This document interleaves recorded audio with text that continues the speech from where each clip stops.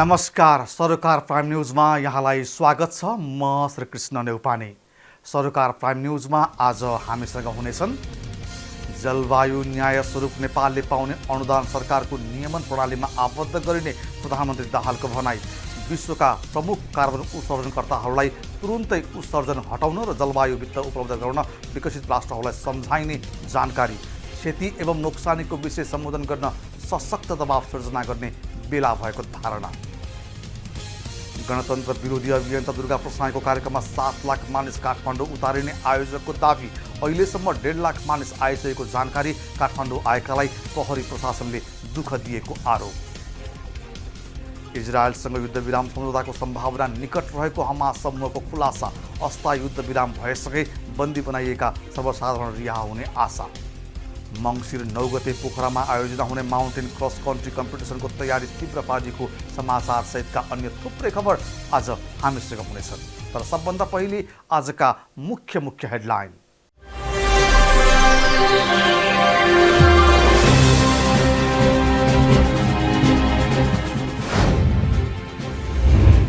जलवायु परिवर्तनका कारण नेपालमा परेको असरका बारेमा विश्व समुदायको ध्यान आकृष्ट गर्दै सशक्त दाबी प्रस्तुत गर्ने प्रधानमन्त्री प्रचण्डको भनाई, समान परिवेश भएका देशहरूको सहकार्यको माध्यमबाट सशक्त दबाव सिर्जना गरिने जिकिर,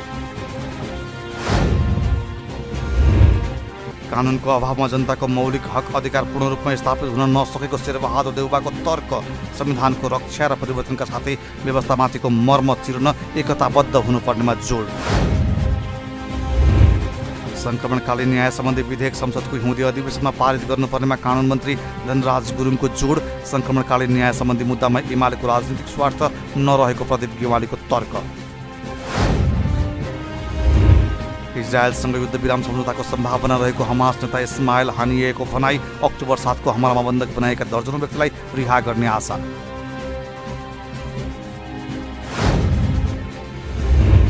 मङ्सिर 9 गते पोखरामा आयोजना हुने माउन्टेन क्रस कन्ट्री कम्पिटिसनको तयारी तीव्र, प्रतियोगितामा भाग लिन चिनिया खेलाडी विमान चार्टर गरी नेपाल आउने,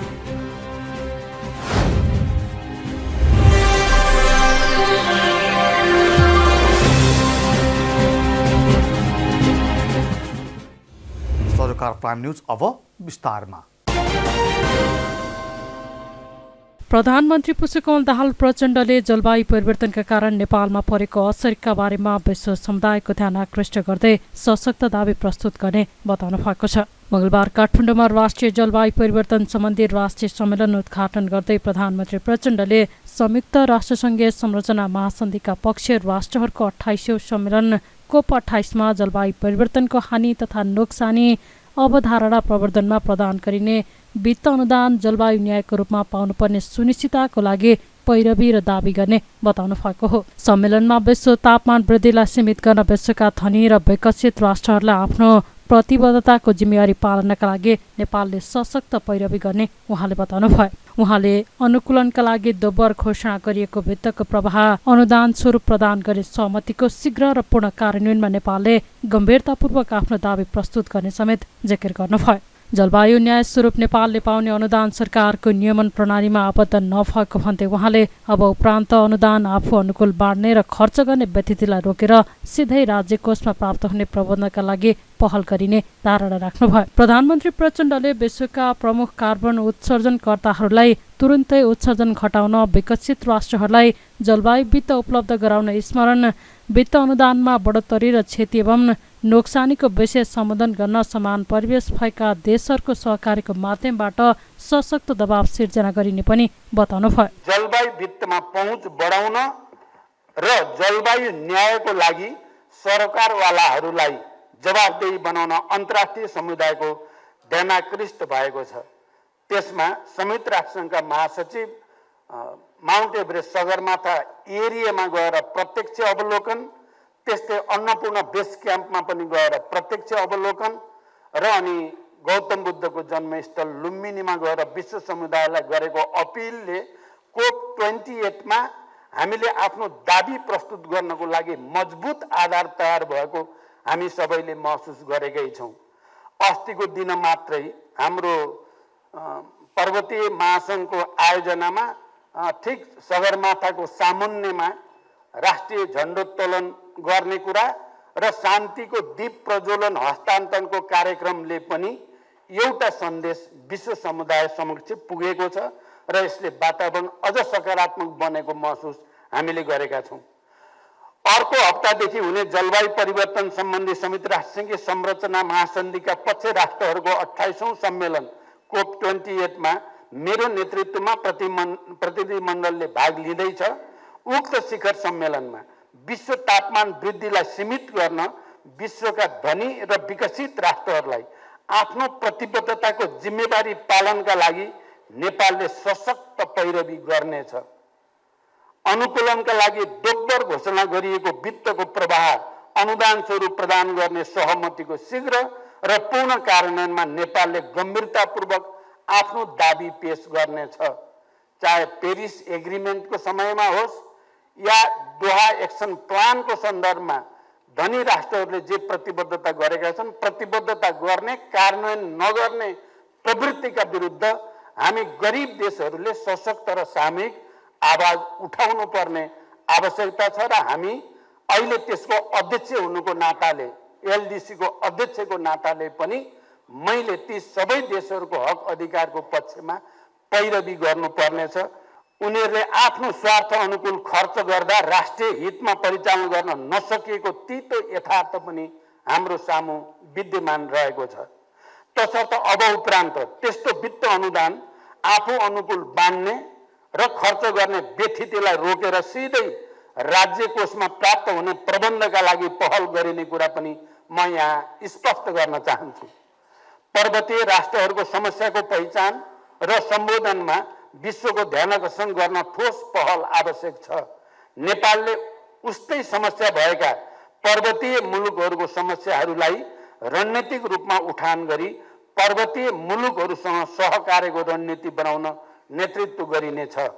विश्वका प्रमुख कार्बन उत्सर्जनकर्ताहरूलाई तुरुन्तै उत्सर्जन घटाउन, विकसित राष्ट्रहरूलाई जलवायु वित्त उपलब्ध गराउन स्मरण, वित्त अनुदानमा बढोत्तरी, क्षति एवं नोक्सानीको विषय सम्बोधन गर्न समान परिवेश भएका देशहरूको सहकार्यको माध्यमबाट सशक्त दबाव सिर्जना गर्नुपर्ने भएको छ। सन् 2030 सम्म अनुकूलनका प्राथमिकता कार्यान्वयन गर्न नेपाललाई 21 बिलियन अमेरिकी डलर आवश्यक पर्दछ। स्थापित अनुकूलन सम्बन्धी कोषहरूमा नेपालको सहज पहुँचका लागि तथ्यपरक तरिकाले दाबी प्रस्तुत गर्न आवश्यक छ।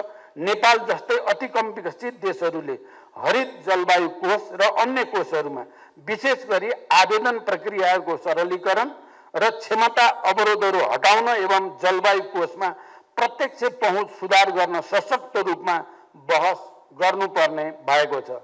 यस सम्मेलनमा नेपालले लिएका दूरगामी र महत्त्वाकांक्षी प्रतिबद्धताहरूलाई कार्यान्वयन गर्न र नेपालले स्थानीय अनुकूलन योजना कार्यान्वयन गर्न, परिस्थितिजन्य प्रणालीमा आधारित अनुकूलन, पूर्व सूचना प्रणालीको सफलता, जलवायु मैत्री कृषि र स्वच्छ ऊर्जा लगानीमा गरेका उपलब्धिहरूलाई उजागर गर्दै यस्ता कार्यको प्रभावकारी कार्यान्वयन गर्न वित्तीय र प्राविधिक सहयोग जुटाउन दात्री निकाय, निजी क्षेत्र र अन्य सरकारवालाहरूसँग द्विपक्षीय र बहुपक्षीय वार्ता गर्न आवश्यक छ।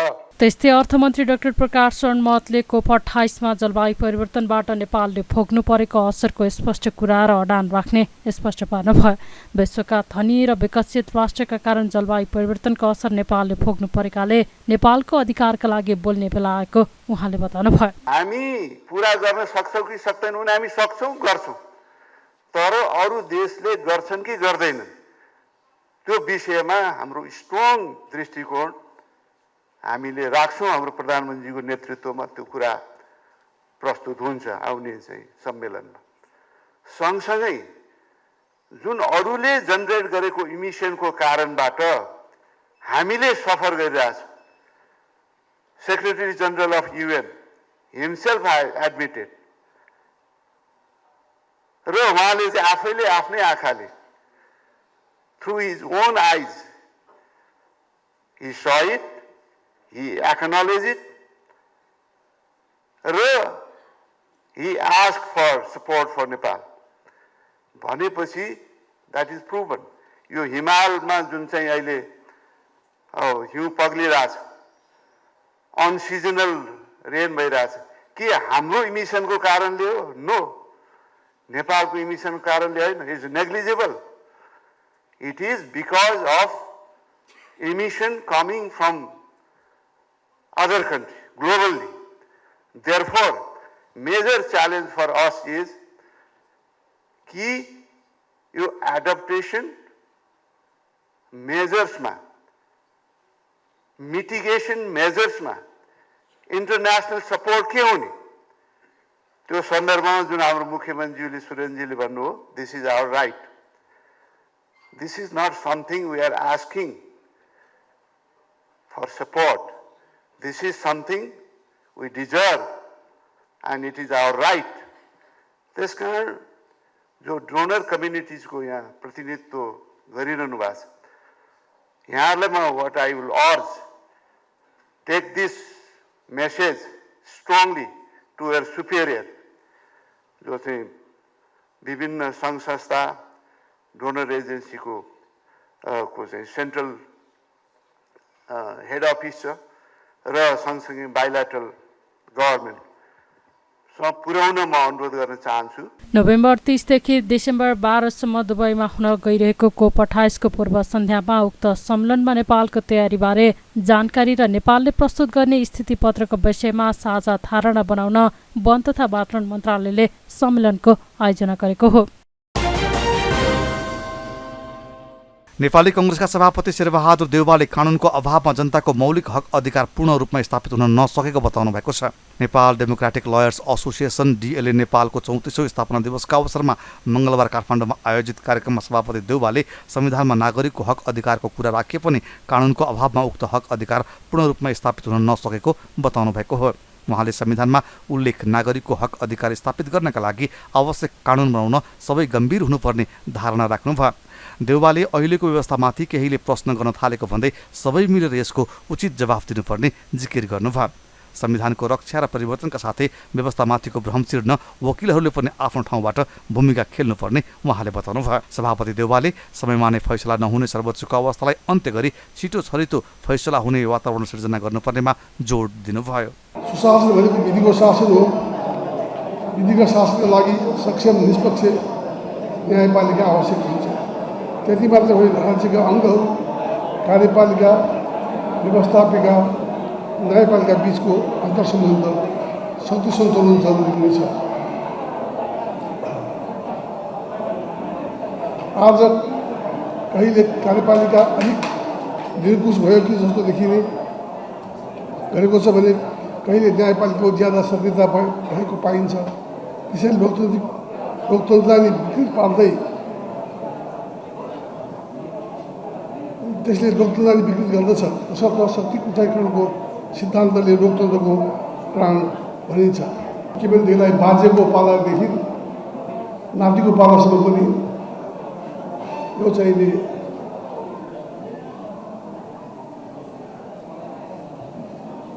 फैसला नहुने जो अवस्था छ सर्वोच्चको, त्यसलाई चाहिँ अत्यन्तै के गर्न त्यो चाहिँ फैसला छिटो छरितो गराउने लागि महत्त्वपूर्ण कुरा उठाउनु भएको छ. एउटा मित्रले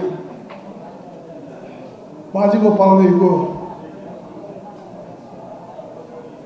मुद्दा नातिको पालासम्म पनि फैसला हुनु गाह्रो छ भनेपछि त कहिले न्याय पाउने जनताले. त्यसकारण चाहिँ नि यसमा चाहिँ नि अब यो गैर संसदका साथीभाइहरूले नै यसमा चाहिँ नि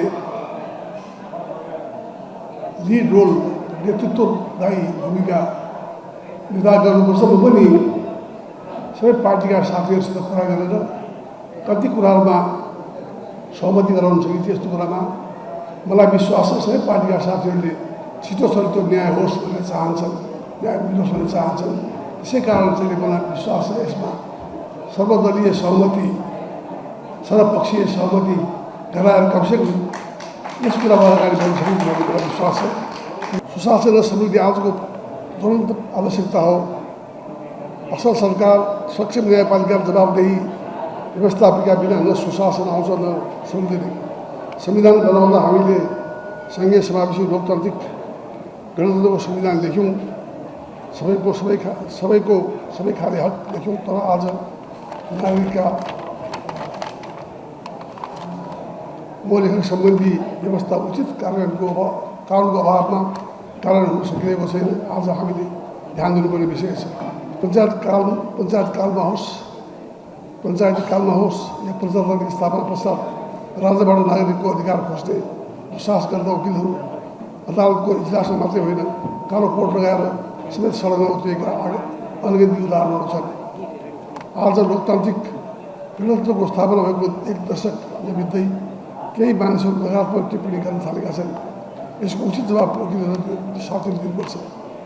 यसमा पनि अरू होइन, लोकतान्त्रिक वकिलहरू पनि जिम्मेदार हुनुपर्छ। संविधानको रक्षा अर्थात् आन्दोलनका उपलब्धिहरूको सकारात्मक पक्षको उदाहरण र बहसमा पुग्नुपर्छ। व्यवस्थाप्रति फैलाएको भ्रम चिन्ह यहाँको ठुलो योगदानको भूमिका रहन्छ। मलाई विश्वास छ यहाँबाट योगदान हुने छ। उहाँले सुशासन र विधिको शासन स्थापित गर्न स्वच्छ निष्पक्ष न्यायपालिका आवश्यक हुने बताउनुभयो। कार्यक्रममा डिएलए नेपाल आबद्ध वकिलहरूलाई सम्मान गरिएको थियो।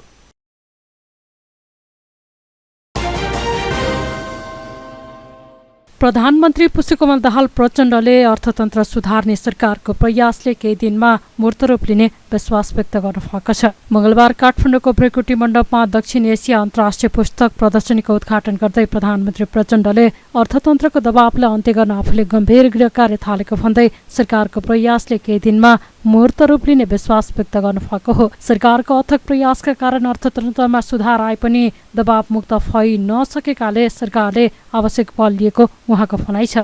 उहाँले संविधानमा व्यवस्था भए बमोजिम साझेदारीको मोडेललाई परिणाममुखी बनाउन सरकार र निजी क्षेत्रबीच सघन सहकार्य र एकता आवश्यक रहेको धारणा राख्नुभयो। त्यस्तै प्रधानमन्त्री प्रचण्डले उच्च शिक्षाका निम्ति वर्षेनी लाखौं विद्यार्थीहरू विदेशिने परिस्थितिले मुलुकको शिक्षा प्रणाली संरचना पाठ्यक्रम र कार्यशैलीमा गुणात्मक परिवर्तन आवश्यक रहेकाले सरकारले विद्यालय शिक्षा विधेयक संसदमा प्रस्तुत गरेको बताउनुभयो।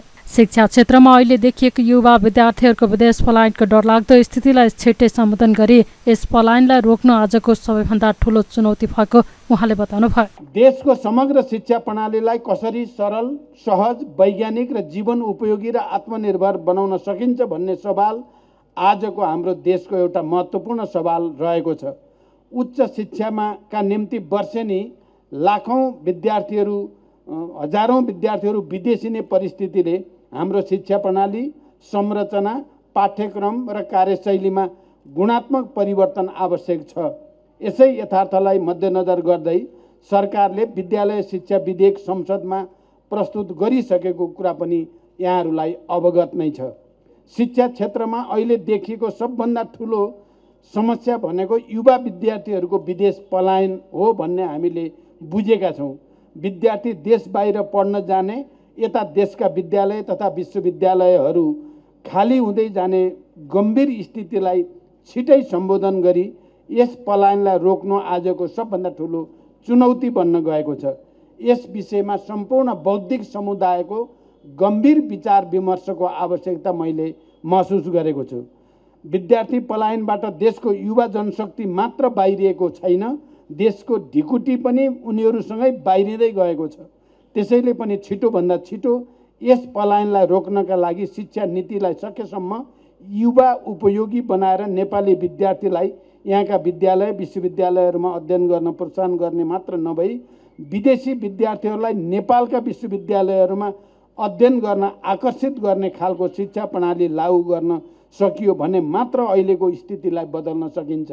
मेरो नेतृत्वको सरकारले केही समयदेखि, केही हप्तादेखि गम्भीर ढङ्गले शिक्षा क्षेत्रमा हामीले कसरी आत्मनिर्भर हुने, विद्यार्थीहरू देशभित्र विद्यार्थीहरूको निम्ति उपयोगी शिक्षा नीति र प्रणाली शैली संरचना कसरी विकास गर्ने र विदेशी विद्यार्थीहरूलाई नेपालका विश्वविद्यालयमा कसरी आकर्षित गर्ने भन्ने विषयमा गम्भीर छलफल चलिरहेको छ र मलाई लाग्छ केही दिनभित्रै हामी एउटा निष्कर्षमा पुग्नेछौँ। यसमा यस खालका प्रदर्शनी र यहाँ बौद्धिक व्यक्तित्वहरूको सहभागिताले पक्कै पनि सहयोग पुग्छ भन्ने मेरो विश्वास छ। निजी व्यावसायिक क्षेत्र सरकारको सहयोगी क्षेत्र हो। सरकारको नीति नियम र संविधान तथा कानुनको दायरामा रही निजी व्यवसाय गर्ने व्यवसायलाई आर्थिक विकासको हिस्सेदार पक्ष मानेर अघि बढ्नुपर्दछ। हामीले नेपालको संविधानमा निजी, सहकारी, साझेदारीको 3 खम्बे अर्थनीतिको व्यवस्था गरेका छौँ। संविधानमा व्यवस्था भए बमोजिम साझेदारीको मोडेललाई परिणाममुखी बनाउन सरकार र निजी क्षेत्रबीच सदन सहकार्य र एकता आवश्यक छ। कोभिड महामारी, विश्वव्यापी ध्रुवीकरण र द्वन्द्व, हाम्रो आफ्नै संरचनागत प्रणाली, क्षमता र कार्य सम्पादनका सीमाका कारणले राष्ट्रिय अर्थतन्त्रले दबाव महसुस गरिरहेको छ। मैले सरकारको नेतृत्व लिँदाको परिस्थितिमा अर्थतन्त्र जुन सङ्कटमा थियो, अहिले त्यही स्तरको सङ्कट रहेको छैन तापनि अर्थतन्त्रको दबाव मुक्त भने भइसकेको छैन। अर्थतन्त्रको दबावलाई अन्त्य गर्न मैले हिजोदेखि गम्भीर गृह कार्य सुरु गरिसकेको छु। हिजो सरकारी निकायहरूको बिचमा, आज सरकार र निजी क्षेत्रको बिचमा समेत गम्भीर संवाद गरेर एउटा समुचित निष्कर्ष निकाल्ने र नेपाललाई आर्थिक दबावको स्थितिबाट मुक्त गर्ने प्रयास हामीले गरेका छौँ। नेपाल पुस्तक तथा स्टेसनरी व्यवसाय महासङ्घको आयोजनामा सुरु भएको प्रदर्शनी मङ्सिर 9 गतेसम्म काठमाडौँको ब्रैकुटी मण्डपमा चल्नेछ। प्रदर्शनीमा दक्षिण एसियाली क्षेत्रका राष्ट्र लगायत चीन, अमेरिका लगायत 15 भन्दा बढी देशका प्रकाशक, उत्पादक तथा वितरकहरूको सहभागिता रहेको आयोजकले जनाएको छ।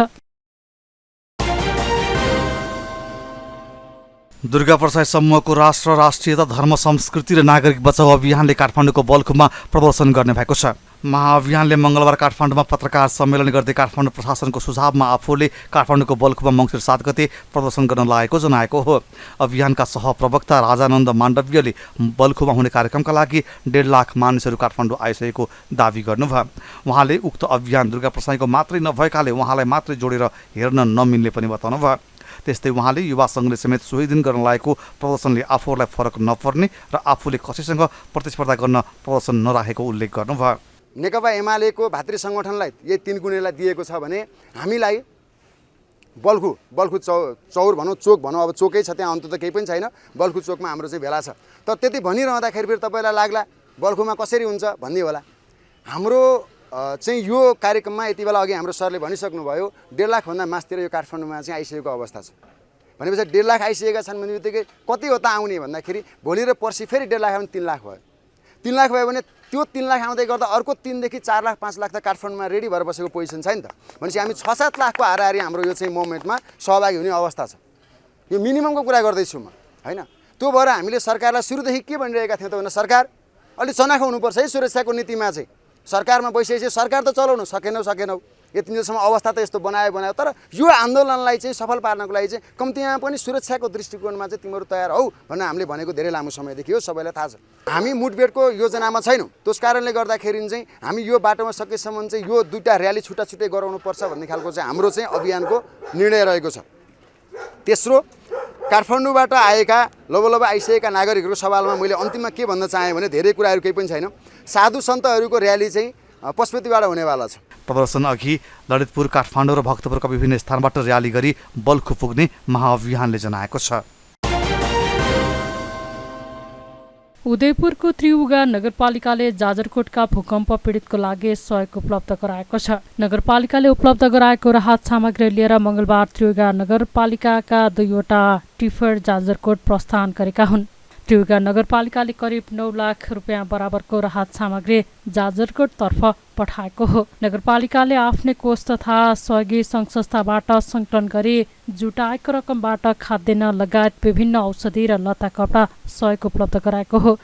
यसअघि नगरपालिकाले भूकम्प प्रभावित जाजरकोटका जनताका लागि राहत उपलब्ध गराउन आह्वान गरेको थियो। नगरपालिकाले 3,83,500 रुपियाँ बराबरको 5,900 किलो चामल, 28,442 रुपियाँ बराबरको 78 थान म्याट, 98,965 रुपियाँ बराबरको 290 थान न्यानो कपडा, 1,01,600 बराबरको 200 थान ब्ल्याङ्केट, 1 लाख बराबरको 90 थान त्रिपाल, 6,000 बराबरको 40 थान ठुलो त्रिपाल, 54,000 बराबरको 1200 थान सेनिटरी प्याड, 1,15,000 बराबरको 48 थान विभिन्न प्रकारको औषधि सहितका राहत सामग्री सहयोग लिएर मङ्गलबार टिफर जाजरकोटतर्फ प्रस्थान गरेको त्रियुगा नगरपालिकाका नगर प्रमुख वसन्त बस्नेतले बताउनुभयो। राहत सामग्रीको लागि त्रियुगा उद्योग वाणिज्य सङ्घले 1 लाख रुपियाँ बराबरको सहयोग गरेको थियो। त्यस्तै त्रियुगा मेडिकल र नगर स्वास्थ्य शाखाबाट औषधिहरू उपलब्ध गराएको नगर उपप्रमुख महेश्वरी राईले जानकारी दिनुभयो। उपमेयर राईका अनुसार ओरेक नेपालले 12,000 बराबरको बच्चाको लागि न्यानो कपडा, महिलाहरूको लागि न्यानो सुरुवाल, गर्भवती महिलाको लागि म्याक्सी, जेन्स प्यान्ट, किशोरीहरूको लागि जामा उपलब्ध गराएको छ। त्यसैगरी पिसचोन स्कुल गाईघाटले 57 थान नर्मल ट्र्याक सुट उपलब्ध गराएको त्रियुगा नगरपालिकाले जनाएको छ। राहत सामग्री लिएर जानु पूर्व पत्रकार सम्मेलन गर्दै नगर प्रमुख वसन्त बस्नेतले प्रकोपले पुर्याएको सङ्कटको घडीमा भूकम्प पीडितका असीमित पीडामा केही मलम स्वरूप सहयोग लिएर साथ दिन जान लागेको बताउनु भयो। राहत सामग्री लिएर मेयर बस्नेतको नेतृत्वमा नगरपालिकाको टिम जाजरकोटतर्फ प्रस्थान गरेको हो। मङ्सिर 9 गते पोखरामा आयोजना हुने माउन्टेन क्रस कन्ट्री कम्पिटिसनको तयारी तीव्र पारिएको छ। नेपाल चीन सम्बन्ध विस्तार तथा नेपालको पर्यटन प्रवर्धन गर्ने उद्देश्यले पोखरामा आयोजना हुन लागेको प्रतियोगिताको तयारी तीव्र पारिएको नेपाल पर्यटन बोर्डले जनाएको हो। प्रतियोगितामा भाग लिन चिनिया खेलाडी विमान चार्टर गरी नेपाल आउने बोर्डका प्रमुख कार्यकारी अधिकृत सिइओ धनजय रेग्मीले जानकारी दिनुभयो। प्रतियोगिताका सन्दर्भमा पर्यटन बोर्ड र नेपालका लागि चिनिया राजदूतावासले मङ्गलबार संयुक्त रूपमा काठमाडौँमा पत्रकार सम्मेलन गर्दै प्रतियोगितामा भाग लिन चिनिया धावक, अफिसियल र अन्य पाहुना गरी 104 जनाका टोली मङ्सिर 7 गते पोखरा विमानस्थलमा अवतरण गर्ने जानकारी दिएको छ। प्रतियोगितामा नेपाल र चीनका 10-10 टोली सहभागी हुने र प्रत्येक टोलीमा 3 जना रहने रेग्मीले जानकारी दिनुभयो। प्रतियोगितामा सबै नागरिकले भाग लिन सक्ने उहाँले बताउनुभयो। उहाँले विश्वमा नै पर्यटन वृद्धि गर्न खेल पर्यटनको महत्त्वपूर्ण भूमिका रहेकाले नेपालमा पनि खेल पर्यटन बोर्डले महत्त्वका साथ हेरेको जिकिर गर्नुभयो। माउन्टेन क्रस कन्ट्री कम्पिटिसन भनेर चाहिँ यो प्रोग्रामलाई चाहिँ नेपाल पर्यटन बोर्ड र नेपालको लागि चिनिया दूतावास यो दुवैले मिलेर हामीले चाहिँ यो सहआयोजनामा काम गर्दैछौँ। यसमा पोखरा मेट्रोपोलिटन सिटी पनि हामीसँग छ भने त्यहाँका पर्यटन व्यवसायीहरू सबै हुनुहुन्छ। यसको दोस्रो उपलब्धि हेर्नुहोस्, हामीले एयरपोर्ट बनाइसकेपछि पहिलो पटक पनि हामीले पहिला ड्र्यागन बोट गर्दाखेरि पहिलो चार्टर फ्लाइट ल्यान्ड भएको थियो। यो बिचमा केही अब राजनीतिक व्यक्तित्वहरूको आगमन हुँदाखेरि चार्टर फ्लाइट भयो भने अब यो दोस्रो रियल पर्यटकीय उद्देश्यले दोस्रो चार्टर फ्लाइट पोखरा आउँदैछ, जुन एउटा ठुलो कुरा हो। अब हामीले रेगुलर फ्लाइट चलाउन नसकेको अवस्थामा पनि एउटा दुईटा गर्दै चार्टर फ्लाइट ल्याइयो भने र यसमा चिनिया सहयोगबाट नै यो एयरपोर्टको एउटा निर्माण भएको हुनाले पोखरा एयरपोर्टको मलाई लाग्छ हामीले जति धेरै एक्टिभिटी दुई देशमा बिचमा गऱ्यौँ त्यति नै धेरै चार्टर फ्लाइटहरू बढाउन सकिन्छ र यदि निरन्तर रूपमा लागिरह्यौँ भने हामीले रेगुलर फ्लाइटहरूको पनि सम्भावना रहन्छ। र यसमा चाहिँ अब सबै खालकाले यसमा यो प्रतिस्पर्धामा भाग लिन सकुन् भनेर तपाईँ स्पोर्ट्सम्यानै हुनुपर्छ, 40 किलोमिटर दुकुन सक्ने हुनुपर्छ भन्ने पनि छैन। त्यो एउटा स्पोर्ट्सम्यानसिप भएका जसले जाने जो म्याराथन रनर हुन् उनीहरूको लागि एउटा विशेष ठुलै कम्पिटिसन छ भने तपाईँ हामी जो 4-5 किलोमिटर दुकुन सक्छौँ उनीहरूलाई एउटा छ। अझ 2 किलोमिटरको बच्चाहरूलाई पनि ह्याप्पी रनको रूपमा चाहिँ अर्को पनि राखिएको छ। यसरी 2-3 खालका चाहिँ प्रतिस्पर्धा त्यही भित्र छन्। यसले गर्दा सबैमा एउटा उत्साहका साथ सबैहरू संलग्न हुन सक्ने अवस्था रहन्छ र यसको मूल भनेको दुई देशका नागरिकहरू सँगै एउटा ठाउँमा नेपालभित्रै दुखिरहेका छन् र एकअर्काका भावना भनौँ न खेलकुदबाट आफ्नो भावनाहरू साइड रहेको हुन्छन् र यसले पक्कै पनि एउटा ठुलो पोजिटिभ मेसेज ग्लोबली जानेछ भन्ने आशा लिएका छौँ र यसलाई चाहिँ दुवै देशको प्रस्पेरिटीको लागि दुवै देशको सम्बन्ध प्रगाढ बनाउनको लागि यो खेलको आयोजना गरिएको हो। अब कतिपय साथीहरूले अब पर्यटनको प्रवर्धन यसले कसरी हुन्छ भन्थे, तर स्पोर्ट्स टुरिज्म अहिले ग्लोबली बेसकरी ठुलो यसले चाहिँ एउटा भूमिका खेलेको छ र नेपाल आफैमा एउटा प्राकृतिक रूपमा यति सुन्दर छ र विभिन्न खालका जस्तो पनि स्पोर्ट्स एक्टिभिटी यहाँ गर्न सकिने हुनाले यसलाई चाहिँ हामीले अझ प्रशय दियो, अझ यसलाई चाहिँ भनौँ न अझ यसलाई चाहिँ बढावा दियो भने पक्कै पनि नेपाल यो खालको डेस्टिनेसनको रूपमा इस्ट्याब्लिस हुन्छ। र जे होस् यसमा चाहिँ चिनिया दूतावासले आफ्नो तर्फबाट पर्यटक ल्याइदिने मात्रै होइन, चार्टर फ्लाइट ल्याउने मात्रै होइन, उहाँहरूको धेरै ठुलो खर्च चाहिँ उहाँहरूले बियर गर्नुभएको छ र पुरस्कारको व्यवस्था पनि चाइनाबाट नै भएको छ। हामीले यसलाई चाहिँ अब आएका पाहुनाहरूलाई अतिथि सत्कार को हिसाबले केही चाहिँ हाम्रोबाट कन्ट्रिब्युसन छ भने केही पोखरा महानगरपालिकाबाट। प्रतियोगितामा धावकहरूले दौड, साइक्लिङ र फेवातालमा बोटिङ गरी 40 किलोमिटर पार गर्नुपर्ने बोर्डले जनाएको छ। नेपाली र चिनिया धावकबीच हुने प्रतियोगिताका प्रथम हुने टोलीले 3,30,000 रुपियाँ, दोस्रो हुनेले 2,00,000 88,000 रुपियाँ र तेस्रो हुनेले 2,16,000 रुपियाँ, चौथो हुनेले 1,44,000 र पाँचौँ हुनेले 90,000 रुपियाँ पुरस्कार पाउनेछन्। त्यस्तै व्यक्तिगत स्पर्धातर्फ प्रथम हुनेले 1,44,000, दोस्रो हुनेले 1,08,000, तेस्रो हुनेले 54,000 रुपियाँ नगद प्राप्त गर्ने बोर्डले जनाएको छ। सरोकार प्राइम न्युज आजलाई यति नै। सम्पूर्ण युनिटलाई बिदा दिनुहोस्। सत्य, तथ्य र निष्पक्ष समाचारका लागि हेर्दै गर्नुहोला सरोकार टेलिभिजन। नमस्कार।